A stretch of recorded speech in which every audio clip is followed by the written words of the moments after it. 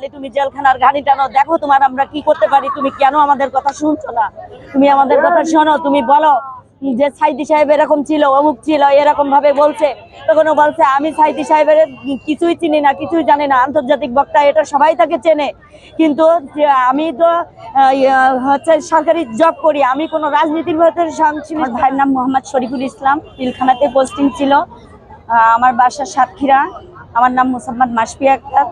আমার ভাই সিগন্যাল সেক্টরে ছিল, এখন ওখান থেকে ওয়্যারলেস অপারেটরে। আমার ভাইয়ের 2জন টুআইসি বেঁচে আছেন এখনো ওনারা।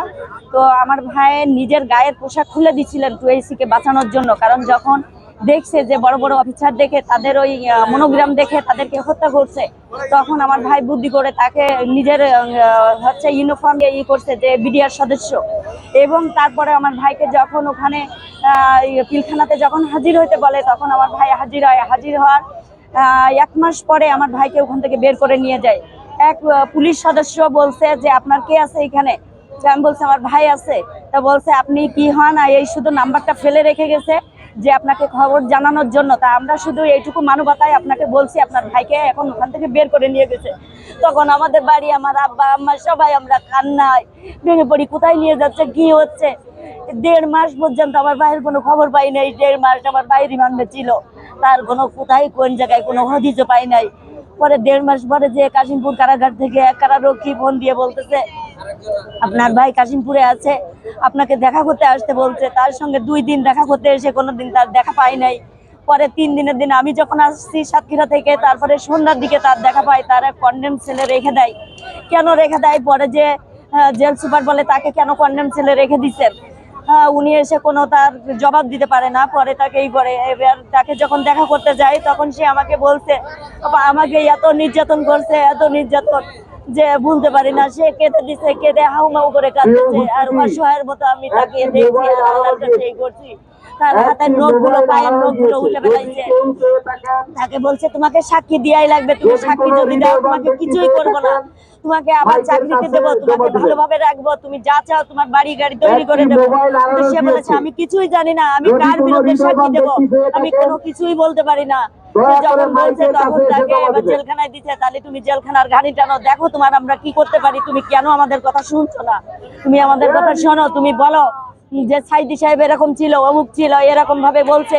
তখন ও বলছে আমি সাইদি সাহেবের কিছুই চিনি না, কিছুই জানি না, আন্তর্জাতিক বক্তা, এটা সবাই তাকে চেনে, কিন্তু আমি তো হচ্ছে সরকারি জব করি, আমি কোনো রাজনীতির ভেতরে সংশ্লিষ্ট না।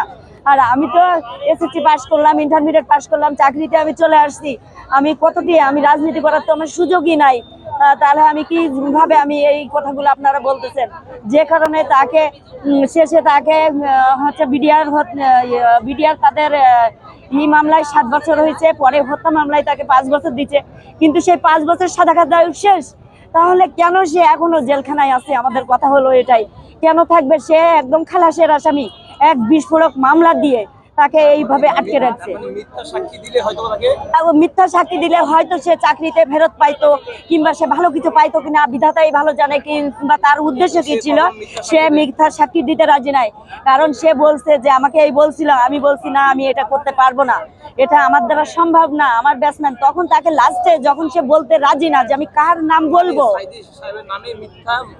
সাক্ষী দেওয়ার জন্য, কথা বলার জন্য বলছে। এবং তার লাস্ট পর্যায়ে যখন সে রাজি হচ্ছে না, তখন লাস্টে যে বলছে তোমার কি কোনো ব্যাটসম্যান নেই, তোমার যে কোনো ব্যাটসম্যানের নাম বলো, বললেই তো তুমি বেঁচে যাও, এত শাস্তি তোমাকে দেই না, তুমি কেন বুঝতে পারো না? ও বলছে কেন, আমি কিভাবে, আমার ব্যাটসম্যানকে আমি দেখি নাই, আমি কিভাবে বলবো যে সে এই কাজটা করছে, সে হত্যা করছে? বলছে তুমি বলো যে এই লোক হত্যা করছে, এইভাবে যে কারো নাম বললেই তোমাকে ছেড়ে দিব। বলছে আমি মরে যেতে শিকার, কিন্তু আমি এই কথা বলতে শিকার না, আমি মিথ্যা কথা বলবো না, আমার বাবা মা এইভাবে আমাকে শিক্ষা দেয়নি। আর আমি যখন এই বিডিআর ইতে জয়েন করছি, তখন এভাবে আমি শপথ নেইনি যে আমি মিথ্যা কথা বলবো এবং দেশের বিরুদ্ধে যাব, এটা তাতে যদি আমার জীবনে চলে যায়, কারণ আমি সৈনিক হয়েছে আমার জীবন দেওয়ার জন্য।